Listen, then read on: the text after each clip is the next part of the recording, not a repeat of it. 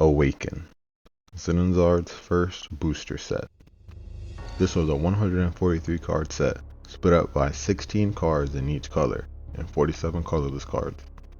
While Basic gave each color their own identity, AWAKEN solidified those identities with cards that incentivize you to use each color, as well as archetypes embodying these color strengths. For a quick rundown on each color's identity, check out the sidebar if you're interested. AWAKEN introduced the Guardian-based minions that untap at the end of your turn, and the Chain keyword, possessed by the Pathfinder girls. The Chain ability allows you to draw a card of a minion of the respective color into your mana the turn you summon the minion with Chain. And the Pathfinder minions were 3-cost minions that really tied together the mechanics of their respective color. These were an excellent addition to a new game with a small card pool. AWAKEN hit the scene with 20 legend cards, 2 in each colors and 8 colorless legends, with half providing a powerful support ability, and the other half operating as a win condition. Now that I've laid the foundation of what's included in the pack, let's proceed to the first chapter and examine Zenonzard's meta with the basic cards in the first pack, AWAKEN. 決まりね。ゲームを始めましょう。Introduction to Zenonzard, AWAKEN Aoba. Let's talk about the AWAKEN meta. Here is the most popular deck from when Zenonzard began, the Aoba deck. The reason why Aoba was popular was because it was used by the powerful AI challenge Trio Zanacron in the beta test. Half kidding. Even before Zanacron used it, the yellow Aoba deck was already recognized by players and Bandai as a powerful deck during the beta test. So in reality, Zanacron used it because it was good. In Global, Zanacron typically used whatever deck had a high win percentage with the ability to luck sack wins from out of nowhere. So it made sense for Zanacron to use this deck. Aoba was Yellow's win condition legendary rare. It had a respectable stat line with 900 power and 2 DP for 8 mana. Its passive allowed it to untap when you summoned a minion, allowing it to get multiple attacks off in a turn, or to block on your opponent's turn. It was also easy to use on its own, because when you summon it, you can search the top 4 of your deck for 2 field minions, ensuring its passive will trigger next turn. Let's look back on why this deck was so powerful by explaining the factors that influenced deck building at the time. Examining base minions. Zenonzard is a game similar to Magic the Gathering, where your cards require a certain amount of colored mana to play them. The basic way to get the colors necessary to play your cards is either to use your movement to move your field minions to the base, or simply play base minions from your hand during the mana step. Unfortunately, the base minions that existed at this time were fucking trash. There are 2 types of base minions in the AWAKEN meta. Basic, which you can have any number of in your deck, and Guardians that have the ability to untap at the end of the turn. Base minions in AWAKEN are similar to most, where they have the disadvantage of being unable to block. However, this isn't the thing that made them bad. The only way to get these cards into your mana is to play them from your hand directly, which is the neg on, since it doesn't enter the field. You're putting yourself at a disadvantage by deciding to include them in your deck. In a competitive environment, where winning is all that matters, it's obviously better to use as few bad cards as possible. With these bad cards being the only ways to get colored mana initially, players decided to decrease the liability of that dreaded -1 by adopting the Chimera Force, which could ignore your minions' color requirements. Using Chimera allowed you to play Jackknife Swallow or Meerkat on your first turns, and move them into your base to secure your yellow mana for the rest of the game, as opposed to clogging your deck with these base minions. Chimera also allows you to tech cards from other colors in your deck, as seen by the inclusion of Holy Quaid in the sample deck list. Explaining Zenonzard's evergreen keyword effects. Evergreen effects are typically effects and abilities denoted by a keyword that will show up in every set of whatever card game. The name evergreen is used because they will always be available, compared to some effects that may only show up in certain packs and could be retired at some point. AWAKEN is the first set, so of course they were introduced in this set. Zenonzard doesn't explain what these effects are on the card text. They use the in-game hover boxes to explain what they meant. So I'll explain each color's evergreen effect here. Red has charge. Minions with charge can attack the opponent's life on the same turn it's summoned.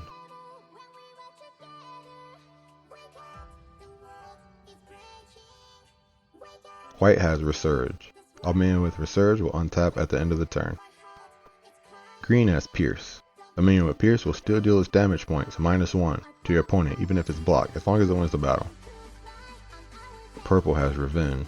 An attacking minion with Revenge will destroy the blocking minion at the end of the battle, even if your minion loses the battle. Blue has Infiltrate.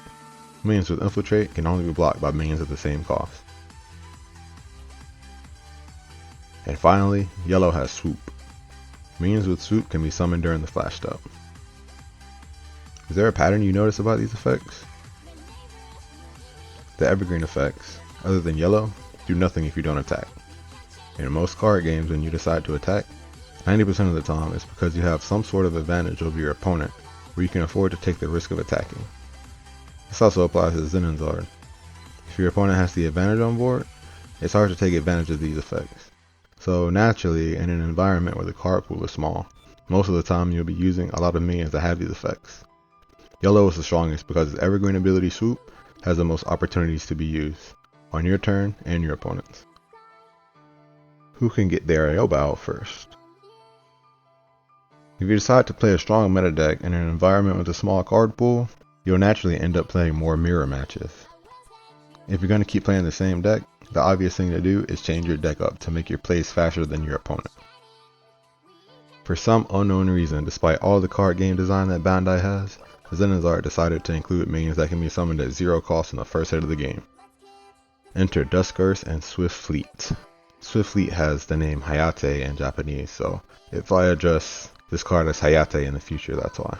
For some reason, the Zenonzard team decided having these free-to-play cards was a good idea for the first set of their game. Players use these free-to-summon minions to activate Aoba's passive, allowing him to swing multiple times per turn. In addition to these free-to-summon minions, players also stack Mononobes to further reduce the cost of minions and get off even more attacks on the cheap.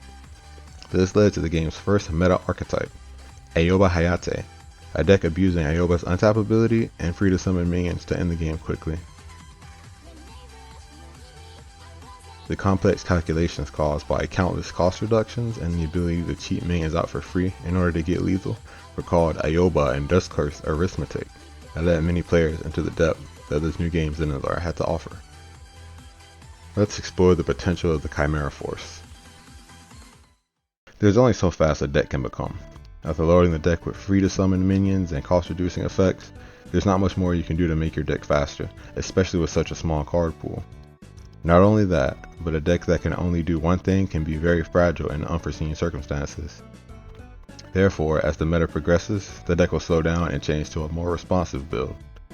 In the current AWAKEN meta, the Chimera Force was very strong, and Aoba's ability to grab 2 field minions off the top of the deck had a very strong synergy with being able to ignore color restrictions. It was also great for being able to respond to your opponent's deck and prepare for upcoming turns. Because of these two factors, various builds incorporating other colors were tested. Red had Arondai. This card boasted the best finishing ability in the current environment. Green had the Chiliad, a card with a whopping 4 DP and Pierce, as well as a strong damage reduction ability. Blue had Alazan, a boss monster with high burst power and a strong removal ability. Purple had Iridus, who could straight up pop an opponent's force. And white had the Zuvans, who had the highest BP at the time and could force enemies to block. This was considered a definite way to remove your opponent's minions at the time. After testing all of these, Red came out on top with the best performance. This Red Aoba variation had an advantage over the original since it included more removal and more ways to respond to your opponent with flash magic. Red also gave it a more aggressive angle to attack from. This was the final variation of Aoba, and dominated until the next set was released. Chapter 2, Attack of the Rats. About a month after the launch of Zenonzard, the extra pack 9 Knights of the Magic City was released. Fun fact, the original name of this pack was called Crown's Guardian, but was changed later. This is a special pack that only contains 12 types of cards. It would have been cool for them to repeat this in the future, but this was the only time that this happened. Despite that, this small pack was very impactful, with 9 of the cards giving players incentives to choose a certain force, and the demigod Memoria who can give you access to any force you like when she's summoned. A new deck emerged that pointed its fangs at the top deck in the meta, Aoba, with the intention of dethroning the king. However, White Holly couldn't quite get there. White at the time had a lot of removal magic and minions, but struggled to keep up with other decks since it lacked card draw. But with the release of the 9 Knight set came Holly, Knight of Sanctity. Holly lets you draw a card at the end of the turn if you chose the Sphinx Force. This easy to use card draw engine allowed White to finally gain some footing in the meta. Earlier on we talked about how base minions were weak due to the -1 you get from playing them. But this deck succeeded in mitigating the disadvantages of using these base minions by utilizing a strong draw source. However, since the deck relied heavily on using Holly to compensate for this weakness, if the player couldn't draw Holly fast enough, or got removed before it could create a large card disparity, the deck would suffer to close out the game. This problem plagued the mono white deck, and unfortunately, it wasn't able to take the title of best deck in format from Aoba. Who needs Phoenix and Chimera anyways? Another deck emerged from the newest set that took a different approach, utilizing forces that were considered weaker at the time. If base minions were weak, and it's difficult to secure colored mana, why not build a deck with only colorless cards instead of cards that have a color restriction in the first place? Enter Twin, a 5-cost minion that can be summoned for only 3 mana if you use the Orthoros force. With him being a 5-cost, not only does he gain an additional DP from Orthoros, he's also able to combo with Swift Feet, allowing you to deal 3 damage on turn 2 if you went second. This combo established the colorless aggro deck. No need to use Chimera if you don't use color mana, and no need for Phoenix when your minions are stronger than your opponent's curve. You can simply untap Ouroboros and block the next turn. Unfortunately, this deck couldn't surpass Aoba's supremacy due to the lack of options outside the Twin Fleet combo. Even with the addition of an extra pack, Aoba continued to be the best deck in format throughout the Awaken meta. When the next pack Beyond was released, Aoba became unplayable. But the release of Zenonzard will begin with Aoba and end with Aoba.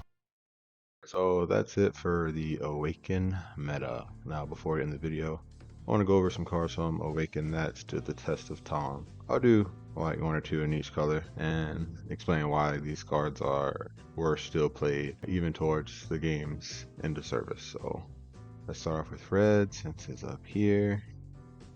First one we got is Megaton Hammer. Now this 4-cost magic can reduce the BP of a minion by 600. This can remove quite a bit of minions in the game, even the ones that cost more than 4, so it's exceptionally strong with the Cure-On force too, because that'll make it only cost 2 mana. Now even with the release of Sagita Flame and Forbidden, which is like 5 sets from now, this card still saw play alongside it. This is definitely Red's premier removal magic. And the next one we got is Golem Mobilization. Now this card is also strong with the Cure-On force, but it's still playable without it. This one spawns 2 golems and gives all your golems plus 200 powers for the turn. So pretty much you'll be summoning 2 300 BP minions most of the time during the flash dub. Now I personally didn't go all in on this card until golem summoning was nerfed. Mostly this card just supplemented it, and you just use it during the flash dub to pump out some blockers, as opposed to golem summoning, which was played in the main phase to pump out 5 damage. Now, as a red card, in my opinion, this card did stand the test of time. Even as the last set was released, this card still had some merit. So that's it for red. Next is yellow, and we're going to go with Warcry. Now, this card has a pretty simple ability. You just untap some minion, that's it. Now, any card gamer knows that this has OTK written all over it. If you play a game where one character can attack as long as it's untapped, like multiple times per turn, then yeah, this has OTK written all over it. And this magic, another one, also crazy with the Cure-On force, as it only costs 1 yellow. Not much to say here. Now, one reason why I've chosen so many magic as opposed to minions is because in card games, it's way easier to power creep the cards you keep in play, as opposed to the ones that don't stay in play. For example, you can power creep a minion by simply just giving it a higher number at the same cost. But let's take a look at Warcry. Like, how could you possibly power creep this card within the same year of release? You know, Zenonzard was only around for 1.5 years, so like, how could you possibly make this card any better? You know, so like, let's say you could create another card that would give the minion some extra power and untap it, but the functionality would be the same. And since this card would still be around, if they created another card that had the same ability but stronger, you're pretty much having 6 copies of this card in your deck, which is pretty dangerous. So yeah. Also, let's take a look at Megaton Hammer. Like, if this card reduced BP by 700 at like the same cost or even higher, then that's even more minions in the game that fail the Megaton Hammer check. They actually nerfed a card because it got around Megaton Hammer too easily. So like all these minions were good, but they just didn't stand the test of time because it's so much easier to come out with stronger minions. But when it comes to Magic, it's not so easy to power creep that. And speaking of Magic, next card on our list, Resurrection. Another one strong with Curon, of course, it would just cost 1 mana. So this one's 3 mana to summon a 4 cost or less from your trash at flash timing. So this one this also does not have a color restriction, which is a pretty good card here. Alright, now let's get to the first minion. Alright, let's see here. Belphegor, the King of Sorrow. Respectable stats, 8 cost for 800 power to 2 DP, and it can revive any purple minion when it attacks. Meaning if it doesn't get removed, it's going to revive more than one and create a lot of advantage. Now any purple minion allows this to stand the test of time. Like if it was a certain kind of purple minion, then it would probably been power crept, but you can get any purple minion. And the only thing that holds this back, like in the later parts of the meta, is its cost. Like it costs 8, so I'm not saying that you can't get to 8 mana, but naturally as more cards come out, they're going to be stronger. Part of making cards stronger is having a lower cost. So also this card's passive might seem weak on paper, but in practice it does a lot. Like your opponent can't play 10 cost minions as long as this is out, and they can't play an 8 cost minion on the next turn to answer this. It also stacks as well, which is why you can't summon another Belphegor. Well, I mean, I guess the when attacking effect. Well, now that you summon another Belphegor anyway, but yeah. So like, if it's turn, whatever, and I have 8 mana, and I tap out to play this, next turn my opponent will get to 8 mana. They can't tap out and play an 8 cost. That has to tap out and play a 7 cost. So yeah, this card is yeah, just really good. Not much to say about it besides that. And lastly is Pandemic. Another purple magic. This is Zenonzard board wipe. Nothing more, nothing less. Yeah, not much to say about this. Those who master movement can play around and take the most advantage of this card here. So I'm glad that they got a board wipe in the first set of the game.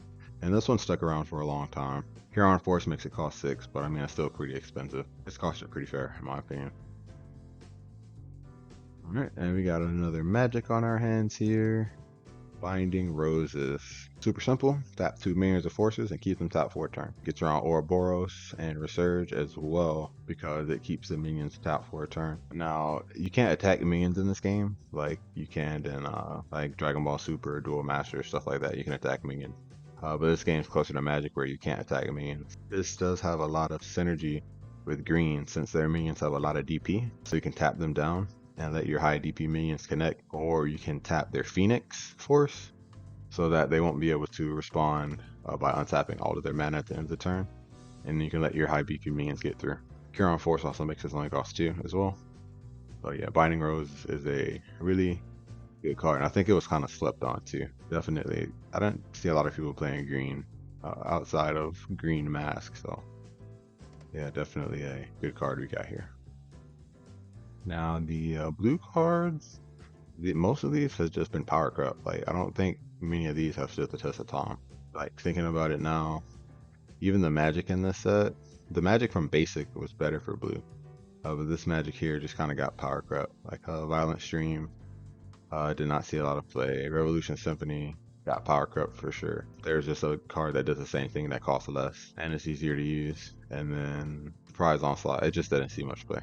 I guess if I had to point out a card, it would be Alazan. But all the time the game was in the later sets, they were just way better blue cards than this. Like this is still good, but they're just easier to use, faster blue cards. So yeah, not any here that are noteworthy. That stood the test of time. Now for white, we got Audrey. This is a minion, not a magic, which is interesting. White has really good minions. This one replaces itself on summon since it has the chain white ability, and it also gives all your white minions the keyword Resurge, which is like really good. Now this card, despite power creep, can typically find a place in white decks. Naturally, you can think of any card game, Yu-Gi-Oh, Magic, even Pokemon, honestly. They'll start off with the colors doing what they do. You know, white has good defenses, and then as the game goes on, power creep will take over, and then the game will shift into a major focus on archetypes. And you can, if you look at the early days of Magic, you get a Pokemon pretty much early. Any game will just have the colors doing what they do, and then later on in the game, it will have a focus on archetypes. Now, Audrey will always have value, even if it doesn't mesh with whatever white archetype is meta at the time. There was a time where Android was part of the meta, but towards the later part of the meta, it was like Soldier. But Audrey still has value because it gives all your white minions the white's keyword, which is really strong. So this one here, this one is even better than the retrain that costs 6. So shout out to Audrey, really good card in white. I also want to give a shout out to DLA Axe Spider, who is a pretty bad card in Zenonzard, but it's banned in Battle Spirit Saga. So that was fun while it lasted. Now, there are a lot of useful colorless cards, but there's no colorless Magic, so most of them have been power crept out, unfortunately. But the one that I will choose, if I have to choose one, Lightning Fall Dragon. The existence of this card checks any neutral minion, so it'll stand up to the test of time and become relevant in case any problematic neutral minion shows up. So if there's any kind of neutral minion that's you need to get off of the board because it's just too good, you always have access to this card from the very first hit of the game, Lightning Fall Dragon. I will give an honorable mention to Pandoria, the Bearer of Evils. This card was very good before the game started focusing on archetypes who could search out their own base minions. But still being able to get any base minion lets this card remain an option forever. When Evolve came out and there was the Evoker archetype, there was a card that could search for Evokers, but it cost 4. So it was just better to use Pandoria because it cost 3. And he kind of started to fade once you could start searching out your own base minions, but this card, just like Lightning Fall Dragon, will always be an option if there's a base minion that can't be searched out that you need for your strategy. This one was pretty good in Purple Battle Spirits too, if I believe correctly. Most of the time you could just draw it, but I know some people like to run one copy of Pandoria to search out my Viola. So that is it for Awaken. Thanks for watching this nostalgia recollection of the Awaken meta, and next up is a commentary on forces, and then we'll get into the Beyond meta. Thanks for watching. ターンエンドよ。